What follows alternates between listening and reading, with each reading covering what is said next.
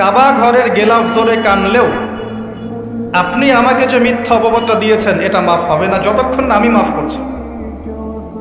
কথা কি বুঝতে পারছেন? মনে করেন আপনি আমাকে মিথ্যা একটা অপবাদ দিয়েছেন এবং ধুয়ে রেখে দিয়েছেন একদম মিথ্যা অপবাদ দিয়ে। যতক্ষণ আমি আপনাকে মাফ না করছি, কাবা ঘরে গিয়ে গেলাফ ধরে কান্নাকাটি করলো এই পাপ মাফ হবে না ইনশাআল্লাহ। এই অবস্থায় মৌত হলে কি হবে? পরকালে দেখবেন আমি দাঁড়িয়ে আছি আপনার জন্য, আপনার হিসেব হচ্ছে, হিসেব শেষ। আপনি সালাত, সওম, হজ জাকাতে নেকি নিয়ে উঠেছেন, কিন্তু দেখছেন আমি দাঁড়িয়ে আছি, আমার মতো আরো 10 জন দাঁড়িয়ে আছে। ওই 10 জনকে আপনি গালি দিয়েছিলেন, অপবাদ দিয়েছিলেন, তাদের গীবত করেছিলেন, তাদের সম্পদ বা সম্মানের হানি করেছিলেন। এখন কিয়ামতের মাঠে আপনার নেকি দিয়ে এই ঋণ শোধ করতে হবে, অন্য কোনো অপশন নাই। আর যদি নেকি শেষ হয়ে যায় তখন কি হবে?